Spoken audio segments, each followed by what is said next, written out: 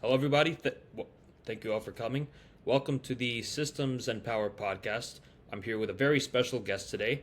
He is a Queens College alumni of 1968 and a graduate from Johns Hopkins Ph.D. program in operations research. Prior to that, and also beginning his career, he served in the faculty for Harvard Business School and Bain Capital, as well as IBM Consulting. Please welcome Dr. Ronald Frank. Thank you for joining. Well, thank you for having me. So, in regards to operations research, I did want to ask a few questions on that. What made you want to get into that field, and how did that lead to becoming a faculty member at Harvard Business School? So it's a great question. Uh, when I was a senior at Queens, I had been a math major. I took a look at the Harvard Business School MBA application, and on it, there was a question, what are the three most important things you've done in your life? And I looked at that question and I said, I worked in a dry cleaning store. I played a lot of schoolyard basketball, and I don't know what these people are asking me. So I never applied. That was number one. That's part of what happens when you're a Queens College kid, first generation college, etc. Operations research is basically mathematics and analytics applied to business problems. And given my math background and the fact that I wanted to do something applied, not topology or theoretical math, operations research was a great opportunity. And I wound up having two fellowships coming out of Queens for PhD programs at Johns Hopkins and Northwestern.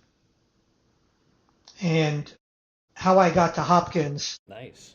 and how I got to teach at Harvard Business School is a almost beyond belief story, which is what you'd expect.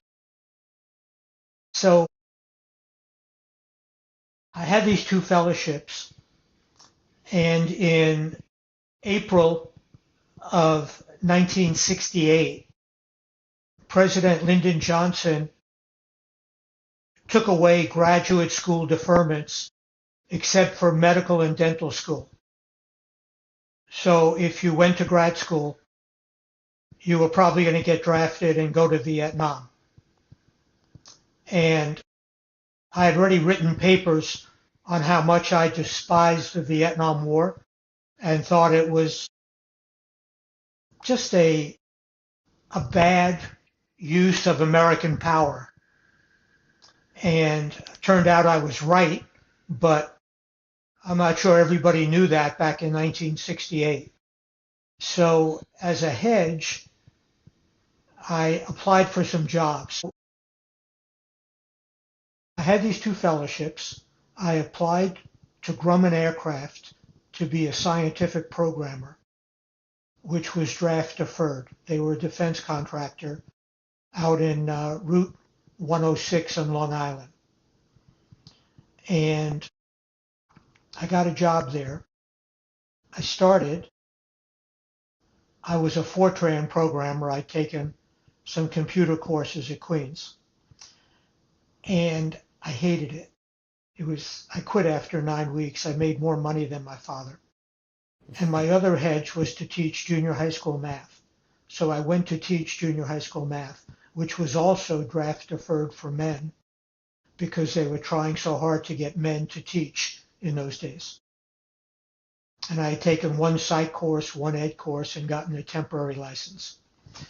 So I showed up in September to teach sixth grade math in a 678 school. And it was interesting. The first thing that happened is the New York City Teachers Union went on strike. So the schools all tried to stay open, but they basically were babysitting kids because all the teachers went on strike. So I played a lot of touch football. And eventually the strike ended. But while this was going on, I put myself on a list for the Army Reserve. And I came off the list in November. This is all happening in 4 months, getting out of Queens. Wow. This was pretty crazy. That's So definitely I one joined the hectic Army. time for a new grad. I joined the Army Reserve. Uh, the strike ended. I went back to teach. And in mid-January, I called Hopkins and I said, actually the beginning of January, I called Hopkins and I said, if I paid for second semester, could I have my full fellowship and stipend in the fall? And they said, we don't know. We'll get back to you. January 20th, they got back to me and said a first year student who had dropped out of the Ph.D. program with a full fellowship and money to live on, a stipend, had quit. And could I be there in 10 days with a full fellowship and stipend? And I felt like the song from a chorus line, I can do that, I can do that. So 10 days later, I had an apartment with a grad student and a former grad student who was moving out.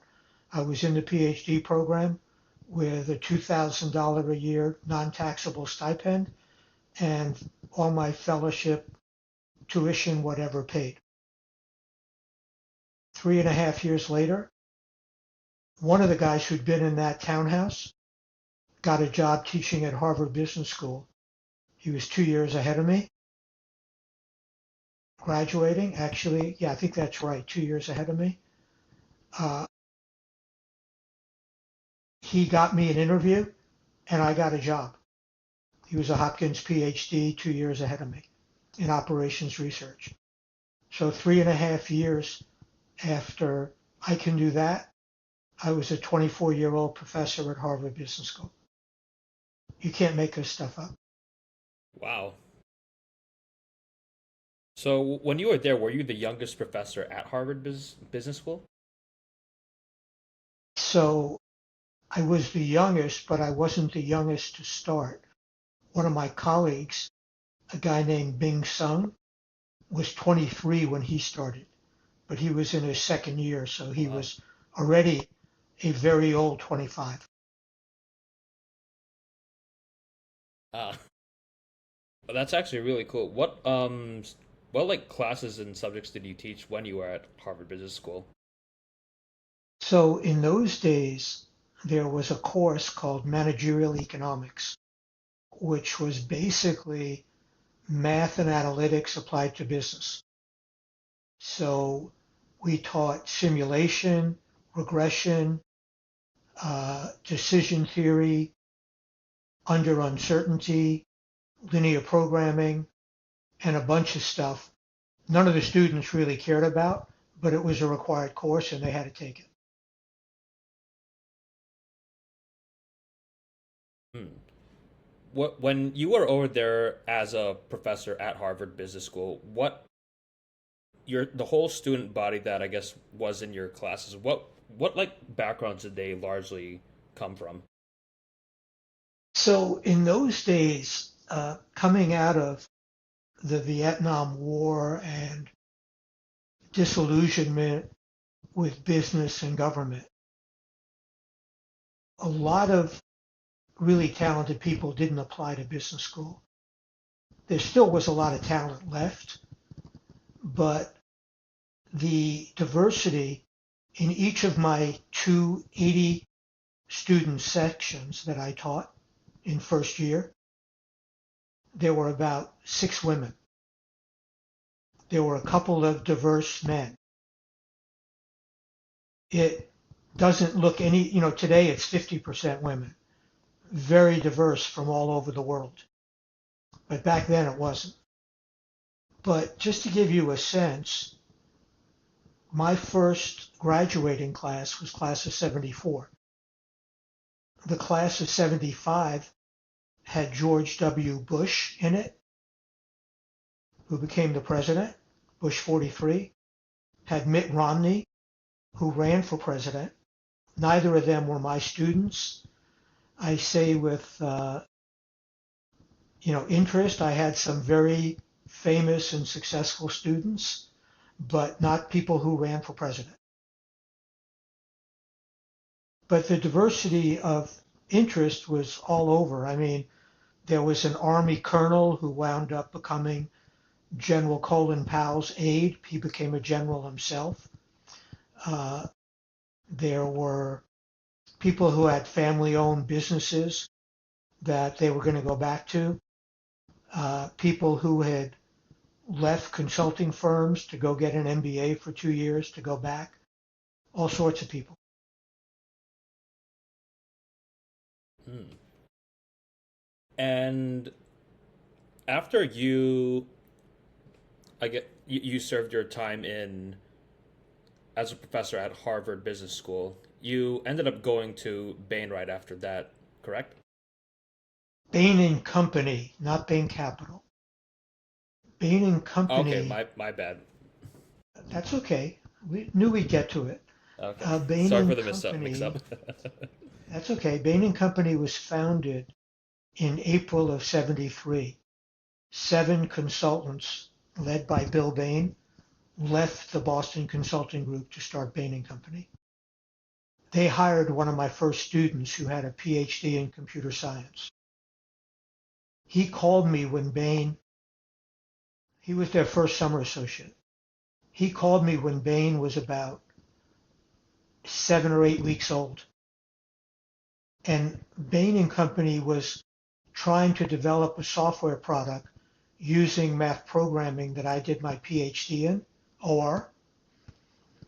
And they were trying to develop this software to do higher quality competitive intelligence and analysis. And that guy who founded the Boston Consulting Group, Bruce Henderson, thought this was hogwash. One of their 2 clients they took with them, Texas Instruments, that was the most paranoid competitive company that almost ever was. They were paying to develop this software. So that's why they called me. That's how I got involved. I started working with Bain Company part-time when it was 10 weeks old. Like I say, you can't make Wow. this stuff up. So you're so you're one of It the was one room, original employees then at one, Bain one Company. room, one room above a delicatessen above a delicatessen at 9 Park Street, the second floor, right off of Boston Common. Wow. I know you mentioned that Mitt Romney was also during your time Bain. at at Harvard Business School. Did he go around there and make the jump to Bain Company around the same time? I know he worked So at Boston Consulting Group for a little yeah, bit Mitt before. graduated. Mitt did a 4-year program, JD MBA. So he became a lawyer and an MBA. He graduated in 76. He went to the Boston Consulting Group. Another guy who Mitt worked for left the Boston Consulting Group to join Bain, and Mitt came over a few months later from BCG to Bain and Company. Mm. So he How came over in about 77 or so. how is it like working with him at Bain and Company? We never worked on a project together, but I have to say, and I saw him at the 50th reunion a few years ago in Boston in 2003. Mitt Romney is a great guy. He's smart. He's nice. He's funny. Uh, he's a really hard worker. He was a bishop for the Mormon Church. Uh, just an absolutely wonderful guy. He and Ann had 5 sons. Uh, so they had their own basketball team. So I was always jealous of that. And Mm. just an exceptional guy. And we worked together on Bain Company stuff, but just not on clients. We were both about the same level. He became a partner about 6, 8 months before me. So we were always sort of working in parallel more than, one of us working for the other. Okay. No, that's actually really cool seeing, I guess, the whole backstories behind what actually went behind at the early days of Bain and Company. When I guess now that you made the point of becoming partner, how was that something that you strive to achieve before you before you joined, or it happened somewhere along the way as you progressed your time there at Bain? So I took a leave from Harvard. I worked at Bain part-time for a few years. I took a leave in the summer of 75 and I worked full-time at Bain. They asked me to teach a course while I was working full-time because they didn't have it covered. So I did that. Then I took a leave for a second year to have a full year. You got to remember, I was teaching at Harvard Business School, and my only experience working really was in my father's dry cleaning store in Bayside. So, I really needed some business experience if I was going to stay in teaching long term in business school. And it turned out I ultimately, after 2 years on leave, resigned, joined Bain full time in 77, and was already a manager and went on to become a partner 2 years later. I got voted in as a partner. In terms of I, I the was process of actually oh, I, sorry. I was actually the 12th partner at Bain Company in 1979. Bain probably has 1,500 partners now, or some crazy number. 12 partner. When you ended up leaving Bain and went on to work for a variety of other firms, what what was the deciding reason for that? If you don't mind me asking, that was one thing I was a bit curious about. Sure. So it's once again a long story I won't get into, but Bain Company found itself highly leveraged and lost some clients in the late 80s and was in serious financial trouble and actually downsized by about 15%, 120-ish people, if I remember. It was pretty significant. I was the most senior of those people after 15 years with Bain.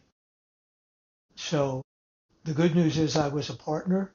The bad news is we had become a corporation and I was called a partner, but I was really an employee at will. And, you know, that stuff happens in life and you pick yourself up, you dust yourself off, and you drive on. And I had another, God, 40 years in consulting I love. I still do some today.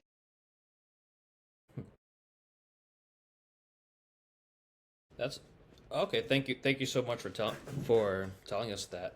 In from a Since you had a career that spanned over from Bain and then several other firms and then going on to IBM. I did want to ask, like, how was I guess the transition period from, like, between that time between Bain and IBM? How was that? How would you describe that transition period as? Well, I had my own company for a while. I was the COO of a very successful financial services company that was on the front end of the MBNA Affinity credit card, selling and servicing the affinity groups with credit cards. I did a bunch of consulting. Uh, I was with a adorable little consulting firm doing internet strategy consulting in the late 90s. that IBM acquired. And that's how I wound up at IBM. And I never thought I would stay there that long, but I wound up with an amazing role. And I ran my own business for 15 plus years and increased the profit margin by 6 times. Uh, Took it from 10% to 60% profit margin. Have mentees all over the world who were part of that practice and still see some of them on a regular basis. It was pretty cool. Mm. That definitely does sound pretty cool. A lot of people would kill to make sure that they can have like a career that spans, especially as I'm trying to find the words for it, but as stacked as that, especially getting like making your own very successful consulting firm and then having it acquired by IBM. That's something that a lot of people can would dream of having. In term and now that you brought onto the topic of mentees, how would you say as throughout your career you took the time and you mentored a lot of people and gave back to the community to help others build their own careers as well. What is your thoughts on how the process was like and how you reflect on essentially helping a lot of others build their own careers as well? So, Moses, this one is actually pretty simple because step back. At the end of the day, I was a teacher and I was very committed to growing and developing talent as a professor. And that didn't stop when I became a consultant. And in fact, the one of the most important roles of a senior consulting manager and partner is to grow and develop talent because you can't do this job by yourself. You need great people working with you. You need great teams to do great consulting. And one of the reasons I love the business, and you're going to laugh, is my favorite thing growing up was playing schoolyard basketball and getting on the court and trying to win for as many half hours and hours as you could before you got tossed off and somebody beat you. But part of what you had to do was make everybody else on your team better in 5-on-5 and try to stay on the court. Because I kid around when you lost, you may as well go home because there were 30 people waiting to play. Well, it turned out team consulting, team strategy consulting is one of the closest things to that experience I think you could imagine because the team has to support each other and everybody has to make everybody else better with their thinking, their analysis, their challenging, their seeking a better strategic position for their client. Mm. I actually really like that lesson that in order to make to advance, you are going to have to be a team player. Success is not just necessarily just by yourself, but it's going to take a whole coalition of people joining together and making each other better. I hope I'm putting it in the right words here. No, you are. Consulting is a pyramid business. Uh, when you go to Queens College back in my day in 1965, they used to say, look to your right, look to your left, one of you will be gone in a year. And that happens in consulting. The key is to make sure the right people are still there, the most talented, and they're growing and developing and increasing their capacity to contribute. Mm. Speaking of also, I guess giving back, especially to Queens College students. I know that you were at one point back when you were an undergrad, you were a member of a fraternity, correct? How was the fraternity scene like back then in Queens College? Because unfortunately now at Queens College, the fraternity, at least like when I was there when I graduated a couple of years ago, the fraternity scene was not nearly as big as it used to be, especially after COVID. So if you could take us back to the time back when you were in a fraternity, how was the environment like? How was it like making and developing relationships and connections with other like-minded brothers at the fraternity in Queens College? So uh, I hit the jackpot, as did many others. So in the spring of '65, I pledged uh, with 32 others Phi Epsilon Pi, which was one of the best fraternities on campus. AE Pi, Phi Epsilon Pi, Tau Epsilon Pi, ZBT, etc. But Phi Ep was one of the best, and they were all good, strong fraternities. Each of them actually had a fraternity house. They had a house that they paid rent for, and they could have parties in, and people could hang out in. And remember, we were all living at home like you guys. So it was extraordinary to have a community and a place for that community to be. So our fraternity house was on, oh God, it was just north of Union Turnpike and just west of, I think it was just west of either 164th or Parsons. And it was very close to Queens College, probably, a mile away. And we had a basement we could have parties in. We did have parties. The drinking age was 18 in those days, not 21. Uh, so Wow. basically, everybody could drink, uh, and and to this day, I'm still connected to many of those fraternity brothers. In fact, about 5 years ago, a few of us got together and launched the Phi Epsilon Pi Foundation. By the way, Phi Ep is not at Queens College anymore. It got merged into ZBT, and I don't know what the status is of ZBT. I think it's still there. But a bunch of us got together and launched a foundation, the Phi Epsilon Pi Scholarship Foundation.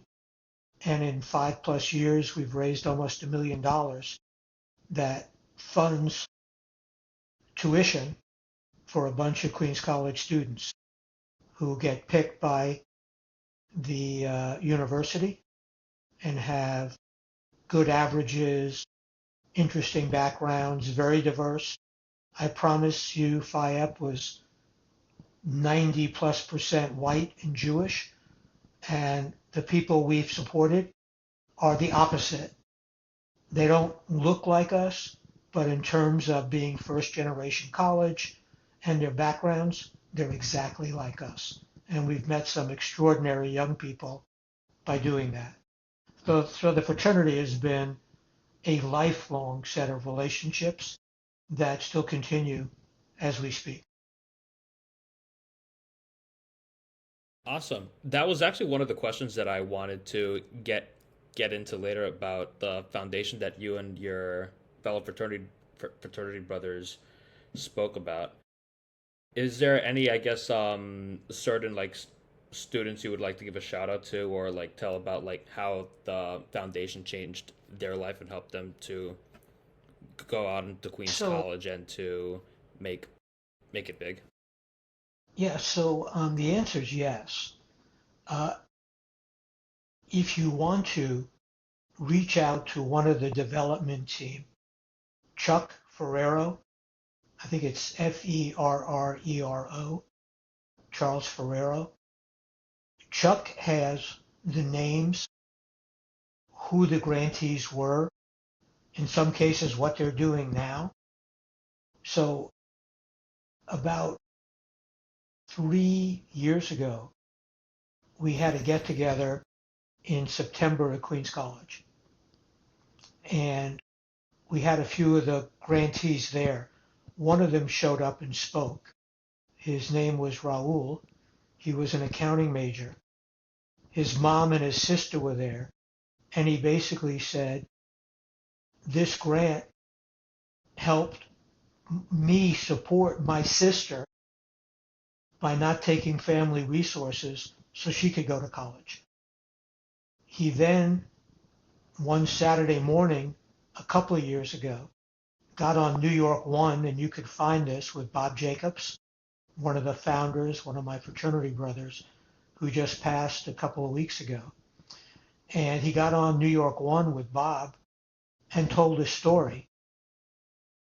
Somebody not in the fraternity watching that on New York One, whose wife had gone to Queens College, I think he hadn't, donated $500,000 to the library in his wife's name because he saw this story and he got motivated to do something great.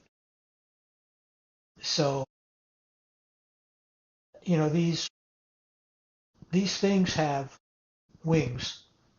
And then he got on New York One a year later and told a story of how he had seen Bob and Raul, and maybe that'll motivate some other people to support kids, because perspective, we all went to Queens College and paid a registration fee of $24 a semester back in the 60s.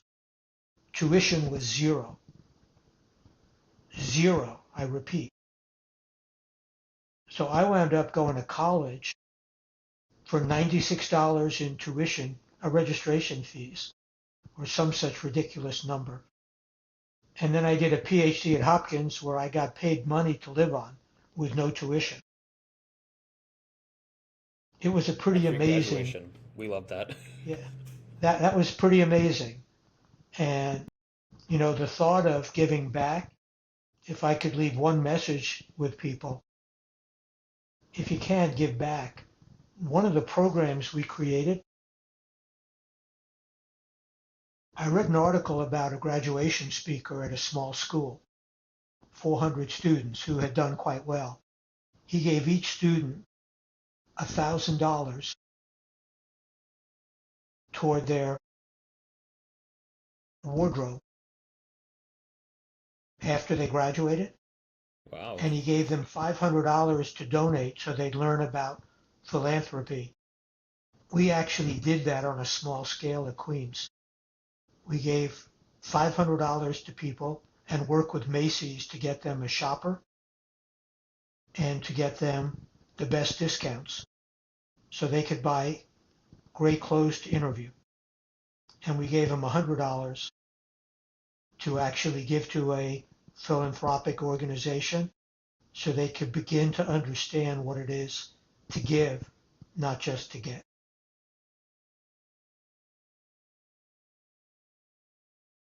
That's really nice, and it's actually really touching to see the lessons of giving back to the the people who were once in your shoes. And I remember that from a while ago we had a brief conversation about paying it forward, and I really liked what you said at the time when you were emphasizing it on the importance of paying it forward to those who are once in your position, so that way they can continue a chain effect to others, and that way it can be, in an instance, a domino effect to keep on helping improve the lives of others. I was wondering if you could go back on that topic a little bit more on the importance of paying it forward to other people who are in our position.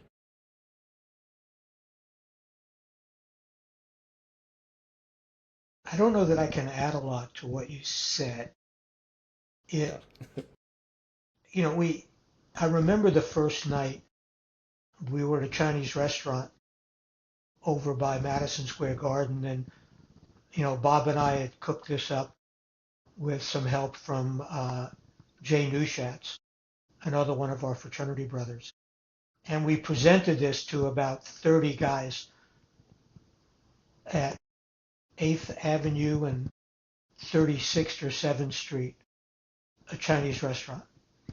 We all got together and talked. And we used to do this regularly, but not on the subject of giving back. And we presented it, and we had some rules. And the rules were uh, only we would solicit the fraternity. We would shut off Queens College calling people and bothering them. Number two, we would share who contributed, but we would never say how much. Because giving $100 and giving, to your point about paying it forward, was as important as giving 1,000 or 100,000. So we've never shared who gave what. And one of the guys got up and said, how could we not do this? We were given so much. How could we not give back? And that's the night the foundation started to take off. And what's really interesting about it, Moses, is we have a bunch of fraternity brothers, many of whom I never met. And we got lists from years before us who have contributed significantly to the foundation. And Mm. my own daughter and her husband have contributed significantly in my name to the foundation. So we're a bit like Star Trek, The Next Generation, of having some support from people who aren't 80 and are 50. So we'll see where that goes over time.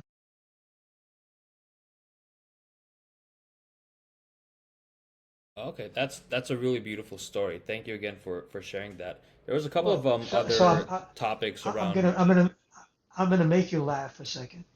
So that Oh, night what 3 years ago, happened? that night 3 years ago,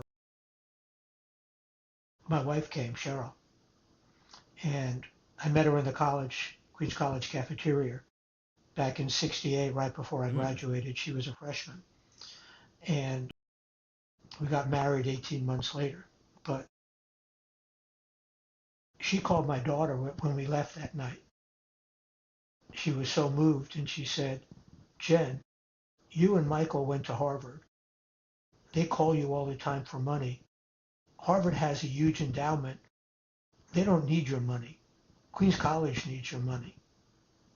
And from that moment forward, they didn't stop supporting Harvard, where she and her husband met, but they've supported Queens College every year since then.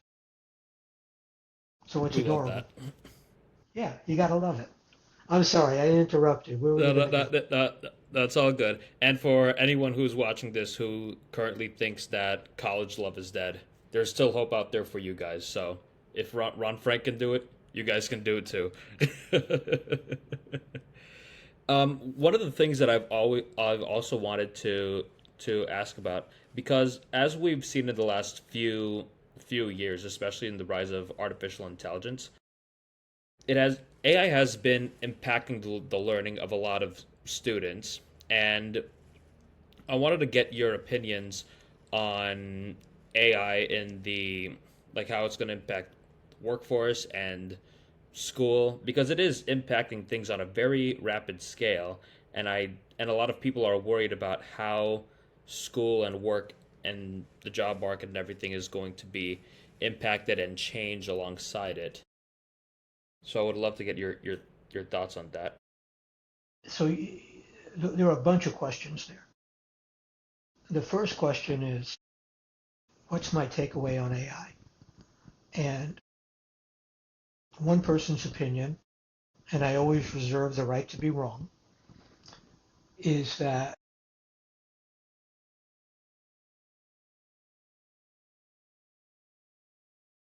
Most people, when they think of AI, think of the algorithm. So they think of Chat or Gemini or Anthropic or whatever.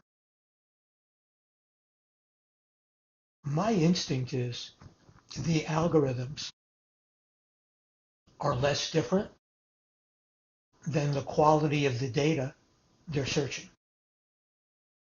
And that the quality of the data is going to matter more to the outcomes than the algorithms. And interestingly enough, there's no standard that I'm aware of for data quality that the algorithms are searching. All they want to do is use more and more energy to search bigger and bigger databases. And yet, if they're searching, when I was programming computers in the 60s, we had a saying, garbage in, garbage out. That's true about data and AI. AI is probabilistic. It's giving you the best answer. It says it with great confidence, but it's just giving you probabilistically the best answer it can based on the data it searches. It's a hostage to the data. So that's point number one. In terms of how it's going to impact, I'm not sure. And I'll tell you why. I've now lived through computers, PCs, the internet, smartphones, and now we're going to, you know, metaverse, and now we're going to AI. Each of them has been slower and less impactful than people thought. It's taken longer.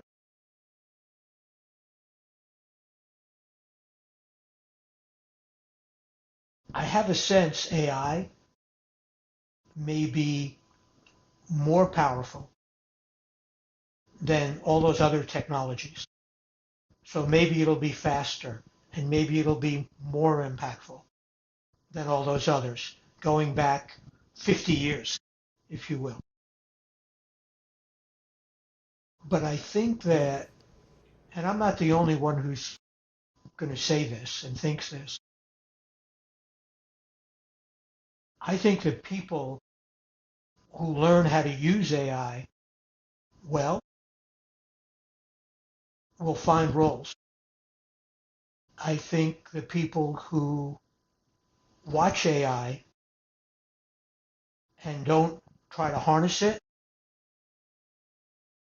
may be displaced and struggle.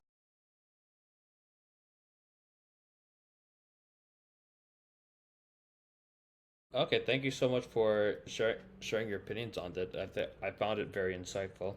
One thing that I also wanted to piggyback off on, because I remember you were saying it's basically artificial intelligence. It's what most people think. They think of the learning language models that we largely use on a day-to-day basis, but in reality it's the data that it's being presented, and that right now big companies, all they naturally just want to do is just get as much data, regardless of whatever quality, just as much of it as possible. Do you think that is something that needs to be regulated or have some sort of guardrails on? So my instinct is yes. I'm not smart enough to know how or by whom, but I just finished a book last night called Careless People, which is one woman's view of spending years at Facebook. And the whole question of data security, of can the government get at your data? Are the algorithms shareable? When Facebook, she says, tried to get into China,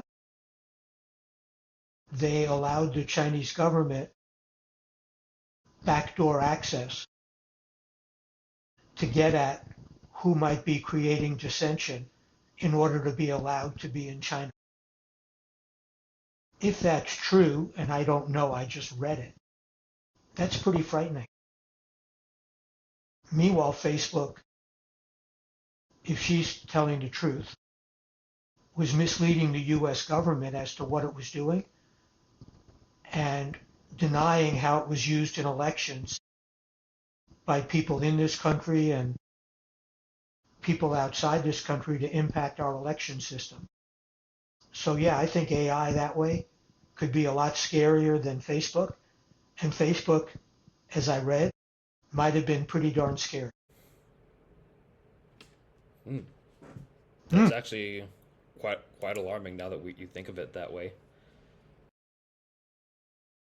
One other. Oh, you're saying?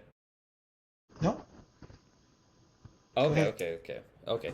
Um, there was also this other concern. I've talked with many other people, especially some faculty members CUNY, CUNY and Queens College, that artificial intelligence is essentially being outsourced to and replace critical thinking by many young students nowadays. Do you think that's happening on a large scale on the university level or even the education system as a whole, and that AI has a place in the classroom? So once again, there's a bunch of questions there. One is it happening? Is it, being used in test taking? Is it being used to tilt the table, if you will? And obviously, I don't know that. People I talk to say it is, and it's pretty disturbing, number one. Number two, is that going to, if people are using it to replace critical thinking, is that going to hurt their own development of their minds, their thought processes, their judgment? I think the answer is yes. And why do I say that? There's a foundation of communication theory called signal to noise. And the best communication has a very high percentage of signal and a very low percentage of noise. That's how the signal gets through, be it wired, wireless, or whatever. Critical thinking ultimately is about separating the wheat from the chaff, the signal from the noise, seeing what really matters versus what doesn't, and focusing on what really matters and its impact on whatever problem or opportunity you're trying to deal with. If people are using an algorithm to do that rather than their brain, think about the negative impact on ultimately they're developing their own critical thinking and judgment skills. I think it's potentially very dangerous to people's development. Hmm. Thank you for sharing your insight on that. I definitely think that people using AI in to replace their own critical thinking is definitely something that is alarming. And if people continue to do that on a scale in the classroom, it's going to be very alarming for the development of talent for the workforce in the future. Yeah, it's going to be, people are going to have to start using standardized tests, which hopefully people can't cheat on, to either make up their own or use others to differentiate talent if they can't trust what's going on in the classroom.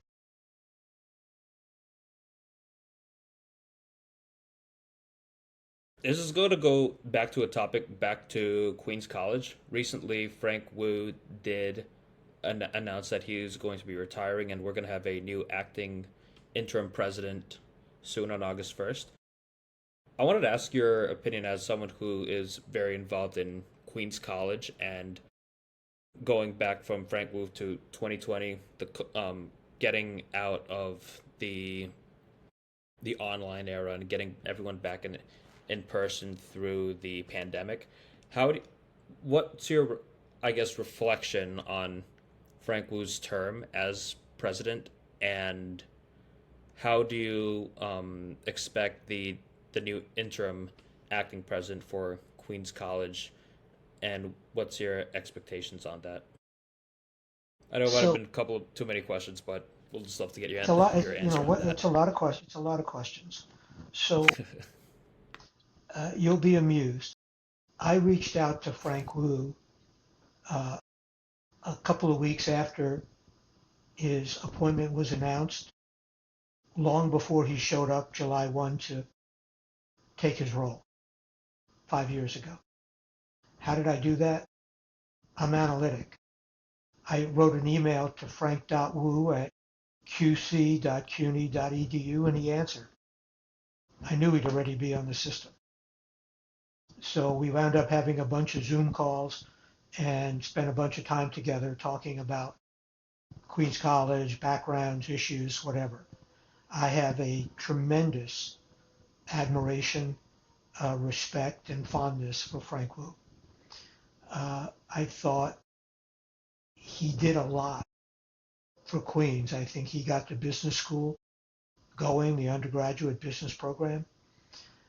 He got a dean hired to lead it. I talked to a few weeks ago for the first time, who seems quite capable to me. He got the Louis Armstrong Center going. I could go through a list of achievements. They're all written up on his announcement. Let me not go there. Um, the big challenge facing Queens College is that enrollment is down well over 20% the last 5, 6 years. That means probably less and less funding coming out of the state, which is the major funder of CUNY institutions, not the city. That means enrollment needs to be stabilized, if not growing. And, Frank and his team, they tried a lot of things, but I think this woman who's going to be the interim president spent 30 years at Queens College. She actually was the provost, I think, for Felix, the CUNY chancellor, if you look at her background, over 10 years ago before she left for Medgar Evers to be the president. And I don't know, maybe she'll have some great ideas to help turn enrollment around. There's a whole bunch of issues about census in Queens, about people not going to college, about people leaving the city. And I'm not smart enough to know all the details, but Queens has some real challenges going forward, and we all need to do our best to support it. Thank you again for giving your insights on that. And is there, for I guess the final questions, is do you have any final answers you would like to give to the audience, and how can they reach out to you for any Queens College or CUNY students interested? So I would say first they should reach out to you, and you can tee them up to me. How's that as a deal, and what they want to talk about? All right. That sounds I'm going to great. That make you. sounds great. I'm going to make you my intermediary. Um, I'm honored. look, look, my lesson, and I've spoken to students at Queens about it, but interestingly enough, the alumni they try to bring back at Queens look a lot more like you than they look like me. They think people that are 50 plus years out of college, I mean, I'm 1968, let's do the math. 58, years out of college. Think about that. They think what I have to say isn't very relevant, just so you know. Um, I'll be curious whether anybody thinks it is, because I've offered to speak and they go, actually, the students don't really want to talk to people like you anymore. And I'm like, okay, I can deal with that. Uh, maybe my time has passed. But, to me, uh, I think getting multiple viewpoints on issues from all kinds of different people is always a good thing. And, maybe this podcast will be helpful to some people. My learnings, and I shared them the last time I was at Queens talking to students, which has to be 7 or 8 years ago now. My learnings, and think about the story I told you, are as you're in school, coming out of school, you got to be awake. There's opportunities all around you, and I told you my crazy stories. You got to be awake. You got to be aware, and you got to be willing to be your own advocate and take action and keep pushing forward to who you want to be and try to get there and try to push obstacles out of the way. Because trust me, there are a lot of obstacles out there.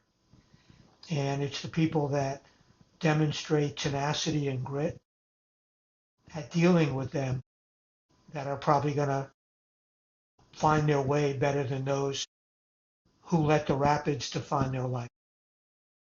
So thank you for the opportunity today, and reach out and let me know if anybody wants to talk, and we'll discuss how. Of course. Thank you again so much for taking the time to hop on the podcast.